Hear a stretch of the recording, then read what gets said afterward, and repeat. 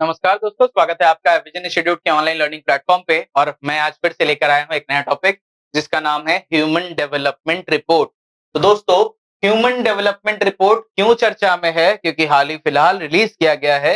अब रिलीज किया गया है तो कोई ना कोई तो बॉडी होगी ना जो रिलीज करती होगी। तो कौन सी बॉडी है? उसका नाम है UNDP, United Nation Development Programme, UNDP. ठीक है। अब थोड़ा इस रिपोर्ट के बारे में जानते हैं कि कब से ये रिपोर्ट पब्लिश की जा रही है, कितने सालों से ये रिपोर्टों को इन रिपोर्ट्स को पब्लिश किया जा रहा है यूएनडीपी, और इसमें किन किन चीजों का आकलन होता है। तो सबसे पहले ये रिपोर्ट जो है 1990 से आ रही है। सबसे पहली बार 1990 में आया था, उसके बाद ईयरली जो है ये हम लोग देखते हैं कि ये रिपोर्ट आता है। ठीक है।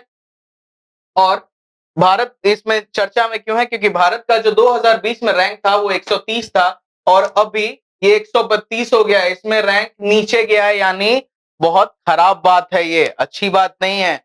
अच्छा, ये रैंक जो दिया जाता है ये किन किन चीजों का आकलन होता है इसमें? सबसे पहले लाइफ एक्सपेक्टेंसी, यानी एक आदमी के पैदा होने के बाद जो हिसाब का उसका जिस लेवल का न्यूट्रिशन है, जिस लेवल का पर्यावरण है, तो उसमें वो आदमी एक्सपेक्टेड वर्ष कितना है कि वो जिएगा। ठीक है।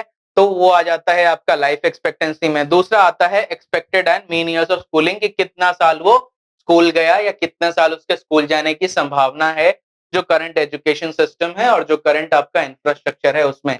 थर्ड आ जाता है आपका ग्रॉस नेशनल इनकम, कि लोगों का इनकम कितना है, और जो इनकम है उस बेसिस पे उनकी जो लाइफ होगी, जो उनका डेवलपमेंट होगा, जो ह्यूमन एस्पेक्ट पे उनका डेवलपमेंट होना चाहिए, वो कितना होगा। तो ये आ जाता है आपका एचडीआई में। ये तीनों इंडिकेटर्स होते हैं। ठीक है।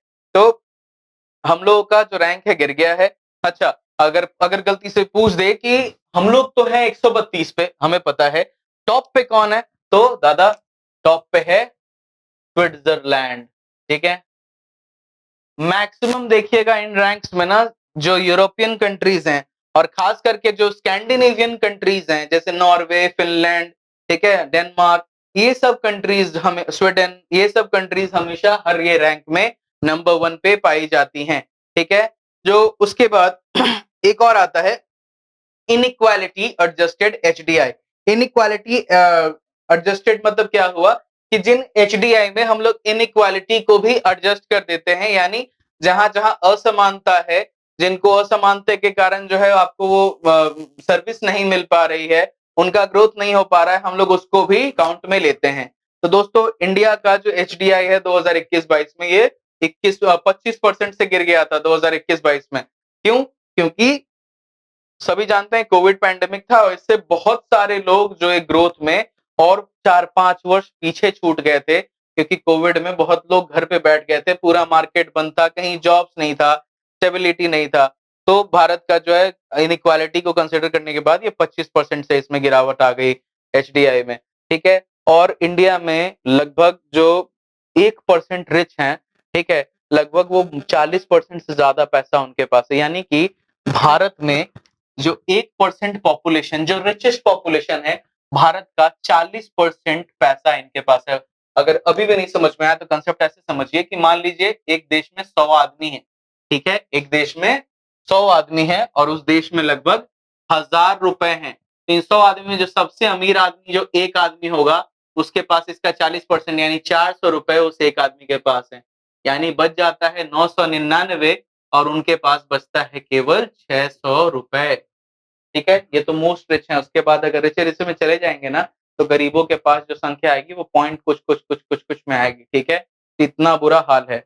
अच्छा, एचडीआई में और क्या क्या इंडिसेस आते हैं अब देख लेते हैं। तो दोस्तों, देखते हैं कि क्या क्या इंडिसेस आते हैं under HDR, human development report के अंदर, और क्या क्या मेजर किया जाता है। जैसा तुम जानते हैं ह्यूमन डेवलपमेंट इंडेक्स हमने देखा है, और क्या क्या आता है। तो सबसे पहले बात आता है जीडीआई। जीडीआई क्या है दोस्तों? Gender development index. Gender development index क्या? जेंडर गैप जो होता है एक मर्द और औरत का, जिस तरह से ग्रोथ हो रहा है, उस ग्रोथ में बेसिकली एस्टिमेट किया जाता है कि मर्द का ग्रोथ कितना है, औरत का ग्रोथ कितना है। ये रेशियो 1 के जितना पास रहेगा, मान के चलिए कि जेंडर गैप उतना कम है वुमेन और मेन में इन एचडीआई टर्म्स। ठीक है। तो इंडिया का स्कोर कितना है सर? इंडिया का स्कोर है 0.849। Is it satisfactory? Not at all. ठीक है, it is not at all satisfactory, क्योंकि जो वर्ल्ड एवरेज है, ठीक है, उसके और जो पैरामीटर है इससे इंडिया काफी पीछे चल रहा है, अभी भी काफी पीछे है। ठीक है, नेक्स्ट क्या आता है आपका gender inequality index. Gender inequality index क्या है दोस्तों? ये जेंडर इनइक्वालिटी 3 डायमेंशन पे मेजर करता है। किस कौन कौन से डायमेंशन पे? सबसे पहला बात आता है आपका रिप्रोडक्टिव हेल्थ। क्या है? रिप्रोडक्टिव हेल्थ की बेसिकली जो आपका जो वुमेन रिप्रोडक्शन करने जा रही है वो कितनी हेल्दी है, जो लैक्टेटिंग मदर होगी कितनी हेल्दी होगी, जो बच्चा जनने वाली है, जो महिला गर्भवती हैं वो कितना बेसिकली उनको कितना न्यूट्रिशन मिलता है, क्योंकि उनके गर्भ में पड़ रहा बच्चा भी उतना ही न्यूट्रिशन उसको मिलेगा जितना माँ को मिलेगा।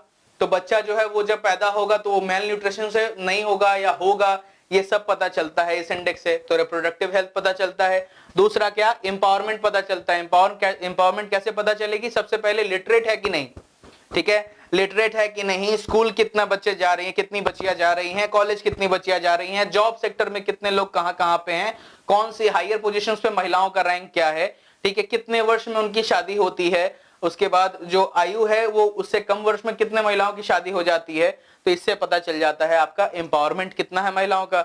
उसके बाद लेबर मार्केट, लेबर मार्केट में महिलाओं का कितना संख्या है, ठीक है। तो ये 3 पे हम लोग क्या मेजर करते हैं? Gender inequality index. एक लो जीआईआई यानी अगर जेंडर इक्वालिटी इंडेक्स अगर आपका लो है वुमेन और मेन में, तो बेसिकली ये क्या दिखाता है कि इनइक्वालिटी लो है, ठीक है। अगर हाई है तो इसका मतलब इनइक्वालिटी जो है आपका काफी हाई है, ठीक है। इंडिया का रैंक क्या है इसमें? इंडिया का जो स्कोर है वो है 0.490। कितना बुरा है देखिए हालत। और इंडिया का रैंक कितना है? 122, ठीक है, 122। और यानी महिलाओं के साथ हम लोगों के यहाँ इतना भेदभाव होता है। उसके बाद नेक्स्ट क्या आता है दोस्तों? आपके पास नेक्स्ट आता है multi dimensional poverty index, MPI, ठीक है। उसके बारे में भी बात कर लेते हैं कि एमपीआई क्या है।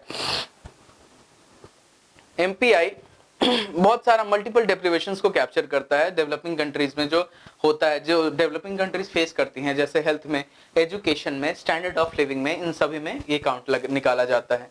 तो 2019 में इंडिया में 380 मिलियन से ज्यादा लोग ऐसे थे जो मल्टी डायमेंशनल पॉवर्टी से सफर कर रहे थे, दोज हु वर सफरिंग, ठीक है। उसके बाद लास्ट आता है आपका प्लैनेटरी प्रेशर्स, ठीक है, एडजस्टेड ह्यूमन डेवलपमेंट इंडेक्स। तो प्लैनेट का प्रेशर कितना है, आपके ग्रोथ होने से प्लैनेट पे आपने कितना प्रेशर डाला, एनवायरनमेंट पे कितना प्रेशर डाला, जो मदर नेचर है उस पे कितना प्रेशर डाला, कितना आपने CO2 एमिशंस किया है, कार्बन डाइऑक्साइड के एमिशंस कितना है, कितना मटेरियल फुटप्रिंट आपके साइड में छूट रहा है, ठीक है। ये पर कैपिटा बेसिस पे कैलकुलेट किया जाता है कि जो एमिशन पूरे देश का है उसको पॉपुलेशन से डिवाइड कर दिया तो पर कैपिटा पे निकल गया।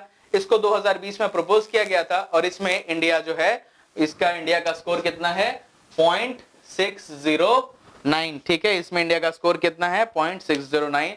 तो ये सब इंपॉर्टेंट रिपोर्ट्स हैं, ठीक है, जो पीडीआर में आप सभी को जानने चाहिए। और बेसिकली एचडीआर में, ह्यूमन डेवलपमेंट रिपोर्ट में जो जो इंपॉर्टेंट पॉइंट्स थी हमने सभी कवर कर दिया, क्या क्या इंडिसेस थे, रिपोर्ट क्या कहता है। तो अगर वीडियो अच्छी लगी हो, और अच्छी लगी हो तो ही वीडियो को लाइक कीजिए, हमारे चैनल को सब्सक्राइब कीजिए और वीडियो को अपने दोस्तों के साथ ज्यादा से ज्यादा शेयर कीजिए। धन्यवाद।